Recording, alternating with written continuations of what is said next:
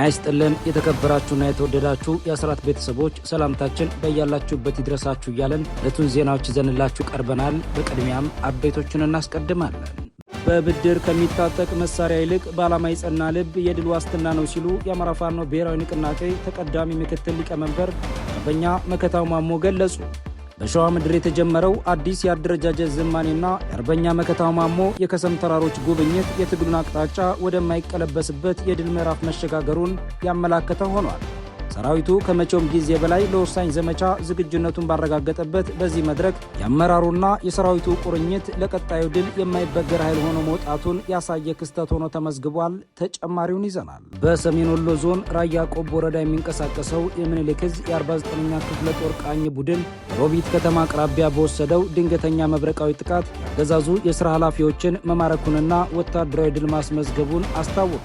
የብልጽግናው ቡድን በአማራ ክልል አንጻራዊ ሰላም መኖሩንና ምርጫ ለማካሄድ ዝግጅት እያደረገ መሆኑን ቢገልጽም በሰሜን ወሎ የሚንቀሳቀሰው የፋኖ ኃይል ግን በሮቤት ከተማ ዋና አስፓልት ላይ ጥቃት በመፈጸም ከፍተኛ ወታደራዊ እርምጃ መውሰዱን ይፋ አድርጓል። ተጨማሪውን ይዘናል።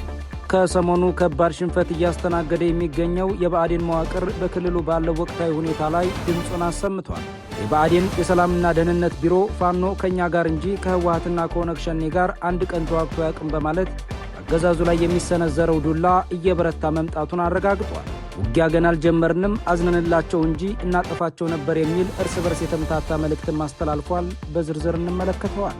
በአዲስ አበባ በግፍ የተረሸነው ተገኝ ባልቻ የገዳዩ ማንነት መታወቁ ተሰማ። ግድያውን የፈጸመው ባይሳ ቀልቤሳ የተባለ የኦህዴድ አባል ሲሆን ድርጊቱን የፈጸመውም በአጋጣሚ ሳይሆን መዋቅራዊ በሆነ ትዕዛዝ መሰረት ነው ተብሏል። ዓላማውም በከተማዋ ህዝብ ላይ ሽብር በመፍጠር ያገዛዙን የሥልጣን ዕድሜ ማራዘም እንደሆነ ተነግሯል። በሌላ በኩል የሟች ቤተሰቦች ወደ መገናኛ ብዙሃን በመምጣት የኢትዮጵያ ህዝብን ፍትህ ጠይቀዋል። ተጨማሪውን ይዘናል።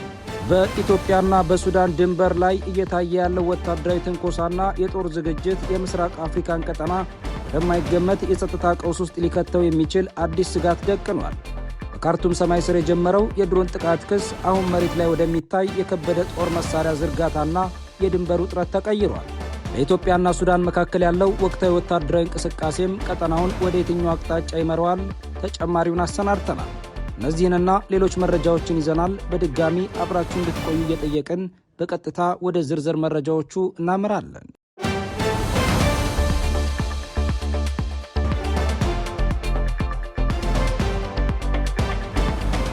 በሰሜን ወሎ ዞን ራያ ቆቦ ወረዳ የሚንቀሳቀሰው የምኒልክ ዕዝ የ49ኛ ክፍለ ጦር ቃኝ ቡድን በሮቢት ከተማ አቅራቢያ በወሰደው ድንገተኛ መብረቃዊ ጥቃት ያገዛዙ የሥራ ኃላፊዎችን መማረኩንና ወታደራዊ ድል ማስመዝገቡን አስታወቀ።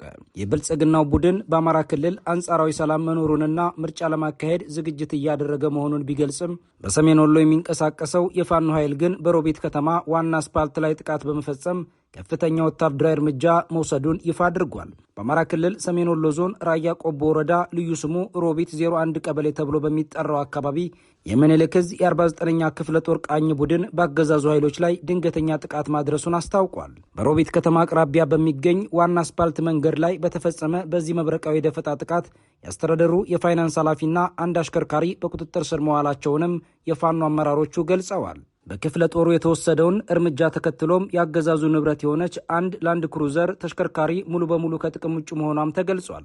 የ49ኛ ክፍለ ጦር ዋና ወታደራዊ አዛዥና የዘመቻ መሪም ጥቃቱ ወቅታዊውን የብልጽግና እንቅስቃሴ ለመግታት ያለመ መሆኑንም ጠቁመዋል። አዛዡ አክሎም የአማራ ህዝብ የፖለቲካ ውክልና፣ የፍትህና የእኩልነት ጥያቄዎች ምላሽ እስኪያገኙ ድረስ የፊት ለፊትና የደፈጣ ውጊያው ተጠናክሮ እንደሚቀጥልም ገልጿል። በተለይ አገዛዙ በአካባቢው ምርጫ ለማካሄድና የጸጥታ ሁኔታው መረጋጋቱን ለማሳየት የሚያደርገውን ጥረት ውዥንብር ሲሉ የገለጹት አዛዡ የተግባር ምላሽ እየሰጡ መሆናቸውን አረጋግጠዋል። የአማራ ፋኖ ብሔራዊ ንቅናቄ ምኒልክ ዕዝ የ102ኛ ኮር ህዝብ ግንኙነት ክፍል በግንባር መረጃው የህልውና ተጋድሎ ተጠናክሮ እንደሚቀጥልም ለአስራት ብሮድካስት ሰርቪስ ገልጸዋል።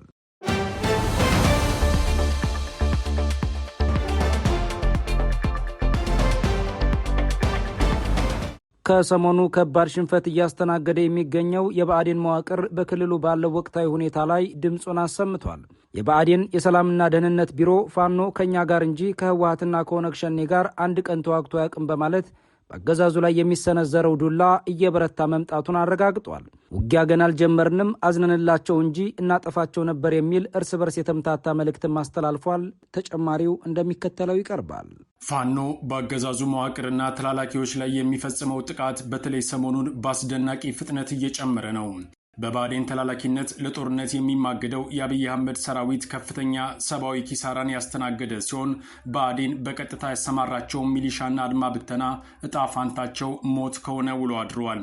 በጦርነት ሜዳ ሲቀጠቀጥ የሰነበተው የባዴን ተላላኪ ቡድን ዱላው ሲበረታ ወደ ሚዲያ የመጣ ሲሆን በፋኖ ላይ ክስ በማቅረብ መልእክቱን ጀምሯል።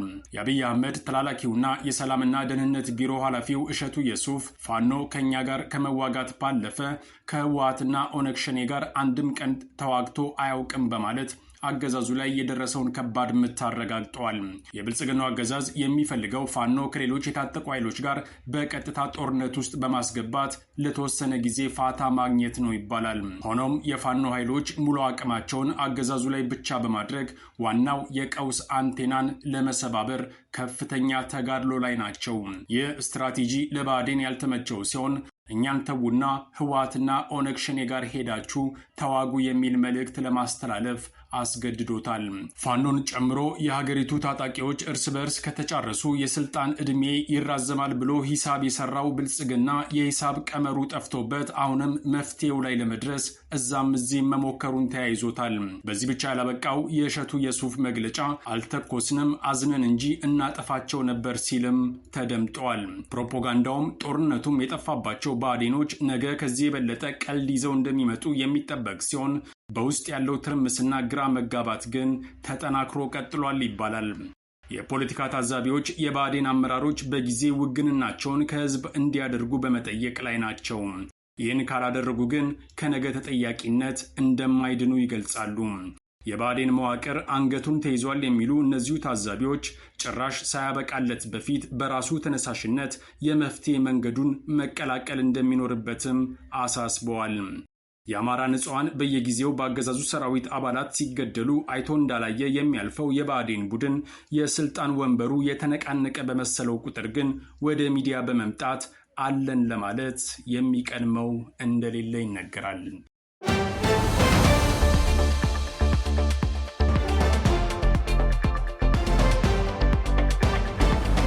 በአዲስ አበባ በግፍ የተረሸነው ተገኝ ባልቻ የገዳዩ ማንነት መታወቁ ተሰማ።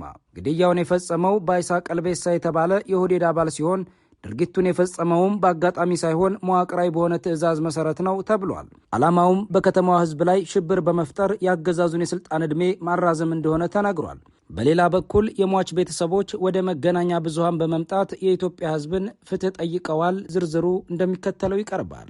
ሰሞኑን በአዲስ አበባ የተጀመረው ነጻ እርምጃ በርካታ የፖለቲካና የሞራል ጥያቄዎችን አስነስተዋል።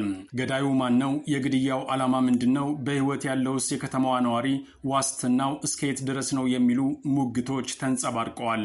ገዳዩን በተመለከተ አገዛዙ ለመሸፋፈን ከፍተኛ ጥረት ቢያደርግም የኋላ ኋላ በውስጥ አርበኞች ምክንያት ማንነቱ ለመታወቅ በቅቷል። ገዳዩ ባይሳ ቀልቤሳ የሚባል ሲሆን ከኦህዴድ መዋቅር ጋር ለበርካታ ዓመታት በሕግ ስም በርካታ ወንጀሎችን ሲሰራ ሰንብቷል ተብሏል። ግድያው ተራ አይደለም በማለት የሚሞግቱ ታዛቢዎች ፖለቲካዊ ምክንያት ሊኖረው እንደሚችልም ምልከታቸውን አስቀምጠዋል። በመሰረቱ በሁለቱ ግለሰቦች መካከል እዚህ ደረጃ ላይ ለመድረስ ምንም ምክንያት የለም የሚሉት እነዚሁ ታዛቢዎች የግለሰቡ አገዳደልና ፖሊስ የሰጠውን ምላሽ በጥርጣሬ ተመልክተውታል። የአገዛዙ ፖሊስ ትላንት ባወጣው መግለጫ ጭራሽ ሟቹን ጥፋተኛ አስመስሎ ለማቅረብ የሄደበት ርቀት ከፍተኛ ህዝባዊ ቁጣን ቀስቅሷል። ፖሊስ መረጃውን በወቅቱ ይፋ ያላደረገ ሲሆን ቁጣው ሲበረታ ግን ወደ አደባባይ ይዞት ለመምጣት እንደተገደደ ይነገራል። ግድያው ሌላውን የአዲስ አበባ ህዝብን ለማስፈራራት ብሎም ለማስጠንቀቅ ያለመ ነው የሚሉ የመረጃ ምንጮች በቀጣይም ህዝቡ ምንም አይነት ዋስትና ሊኖረው እንደማይችል አስጠንቅቀዋል። ሁኔታው ያላማራቸው የሟች ቤተሰቦች ወደ መገናኛ ብዙሃን የወጡ ሲሆን ልጃቸው በግፍ ነፍሱን መነጠቁን አስታውሰው የኢትዮጵያ ህዝብም ውሎ ሳያድር ፍትህ እንዲሰጣቸው የሞራል ጥያቄን አቅርበዋል።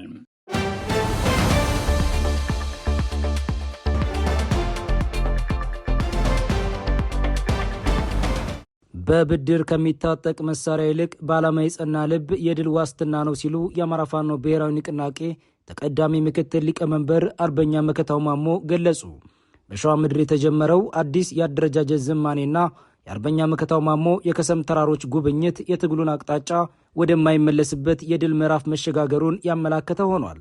አርበኛ መከታው ማሞ ከአዲስ አበባ በቅርብ ርቀት ላይ በሚገኙት ስልታዊ የከሰም ተራሮች ላይ በመገኘትም ከሸዋ ጠቅላይ ግዛት ያሳምነው እዝ የከሰም ኮር አናብስቶች ጋር ውይይት ማድረጋቸው ተገልጿል። አርበኛው በውይይቱ ወቅት ባስተላለፉት መልእክትም አብይ አህመድ በብድር ከገዛው ድሮን ውጪ መሳሪያችን ብቻ ሳይሆን ልባችን ከጠላታችን እጥፍ ነው በማለትም የሰራዊቱን የሞራል የበላይነት ገልጸዋል። ዛሬ አንድ ከተማ ብንሄድ እኛ የያዝነው መሳሪያ ነው የሚበልጠው።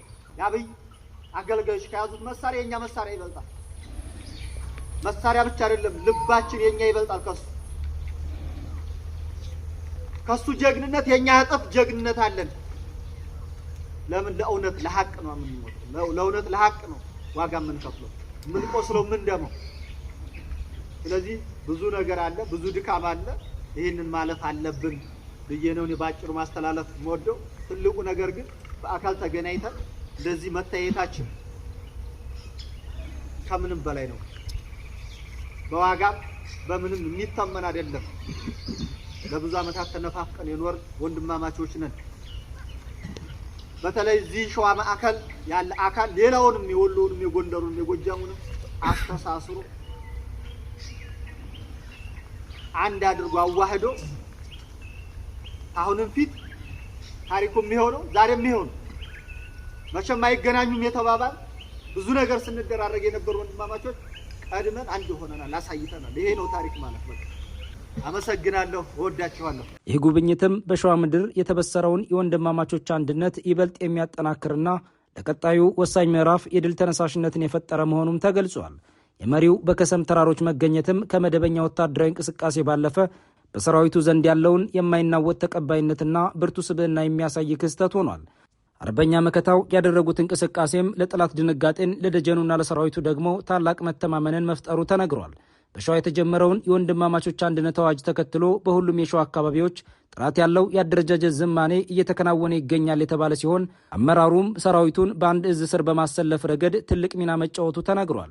ለረጅም ጊዜ የሚናፍቀውን መሪ በአካል ያገኘው የኮሮ የሰራዊት ክፍልም በበኩሉ መሪውን በመካከላቸው በማግኘታቸው ለነጻነት የሚከፍሉትን መስዋዕትነት በድል ለማጠናቀቅ ትልቅ ማረጋገጫ መሆኑን በደስታ ገልጸዋል። ሰራዊቱ አዲሱን የአደረጃጀት መዋቅርን በመቀበል ራሱን ለማንኛውም ቀጣይ ግዳጅና ወሳኝ ዘመቻ ማዘጋጀቱም ተገልጿል። ይህ ጉብኝትና በሸዋ እየተካሄደ ያለው የአደረጃጀት ዘማኔም የትግሉን አቅጣጫ ወደ አዲስ ምዕራፍ ያሸጋገረ ሲሆን በአንድነት የተሳሰረው የሸዋ ሰራዊትና የአመራሩ ጥምረት ለቀጣዩ ድል የማይበገር ኃይል ሆኖ መውጣቱን አረጋግጧል።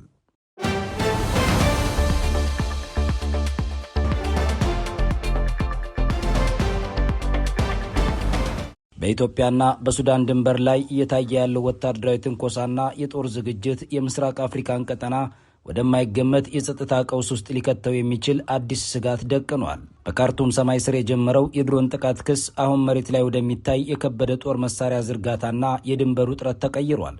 በኢትዮጵያና በሱዳን አዋሳኝ ድንበሮች ላይ የሱዳን ወታደራዊ መንግስት ከፍተኛ የጦር ዝግጅትና እንቅስቃሴ እያደረገ መሆኑ መዘገቡን ተከትሎ በምስራቅ አፍሪካ ቀጠና ላይ አዲስ የጦርነት ስጋት እያንዣበበ ይገኛል። የሱዳን ወታደራዊ መንግስት ተጨማሪ እግረኛ ጦርንና የጸረ አውሮፕላን መሳሪያዎችን ወደ ኢትዮጵያ ድንበር ማስጠጋቱንም የተለያዩ ዓለም አቀፍ የዜና ምንጮች አረጋግጠዋል። ብሉምበርግ እንደዘገበው የሱዳን ጦር ከቤንሻንጉል ጉሙዝ ክልል ጋር በሚያዋስነው የብሉ ናይል ግዛት ላይ ከፍተኛ ወታደራዊ ዝርጋታ ማድረጉን ገልጿል። የሱዳኑ ጀኔራል ዛፊር ኡመርም በአካባቢው አዲስ እንቅስቃሴ መኖሩን ለዜና ምንጩ አረጋግጠዋል። ሱዳን ትሪቡን በበኩሉ ጦሩ በአማራ ክልል አዋሳኝ በሆነው ገዳሪፍ ግዛት ጋላባትና ውዝግብ በሚነሳበት አልፋሽጋ አካባቢ በብዛት እየሰፈረ መሆኑን ይፋ አድርጓል። ይህ መጠነ ሰፊ የጦር እንቅስቃሴ የተጀመረው ሱዳን በቅርቡ ካቀረበችው ክስ ማግስት ነው። የሱዳን ወታደራዊ መንግስት ከባህር ዳር አየር ማረፊያ የተነሳ የተባበሩት አረብ ኤሚሬቶች ድሮን በካርቱም አውሮፕላን ማረፊያ ላይ ጥቃት ፈጽሟል ሲል መክሰሱ ይታወሳል። ይህ ክስ ኢትዮጵያና ኤሚሬቶችን በቀጥታ የሚመለከት በመሆኑ ጉዳዩን ወደ ቀጠናዊና ዲፕሎማሲያዊ ፍጥጫ ቀይሮታል። በዚህ ጉዳይ ላይ ዝምታዋን የሰበረችው ዋሽንግተንም በሁለቱ ሀገራት ድንበር ላይ እየታየ ያለውን እንቅስቃሴ በጥብቅ እየተከታተለች መሆኑን ገልጻለች። አሜሪካ ካቀረበችው ስጋት መካከልም በሱዳን ውስጥ ያለው የእርስ በርስ ግጭት ወደ ጎረቤት ሀገራት በመሸጋገር ቀጠናዊ ቀውስ እንዳይፈጥር አሳስባለች። በተለይ እንደ ኤሚሬቶችና ኢትዮጵያ ያሉ ሀገራት ስም በክስ ውስጥ መነሳቱ የቀጠናውን ፖለቲካ ይበልጥ ውስብስብ ሊያደርገው ይችላል የሚል ስጋት በአሜሪካ በኩል ቀርቧል። በአሁኑ ወቅትም በአካባቢው ያለው ሁኔታም እጅግ አሳሳቢ ደረጃ ላይ ይገኛል። ሱዳን ጦሯን ማስጠጋቷና የጸረ አውሮፕላን መሳሪያዎችን ማከማቸቷ ደግሞ ለከፋ ግጭት ዝግጅት እያደረገች መሆኑን ያሳያል የሚሉ ትንታኔዎች እየወጡ ይገኛሉ። በኢትዮጵያ በኩል እስካሁን ጥቃቱን አልፈጸምኩም ከሚለው ማስተባበያ ውጪ የተሰጠ ይፋዊ ምላሽ ባይኖርም መሰል ወታደራዊ እንቅስቃሴዎች ቀጠናውን ወደማይፈለግ ደም መፋሰስ ሊያመሩት ይችላሉ ተብሎ ተሰግቷል። ዓለም አቀፉ ማህበረሰብም ሁለቱም ወገኖች ውይይት እንዲጀምሩ ጥሪ እያቀረበ ይገኛል።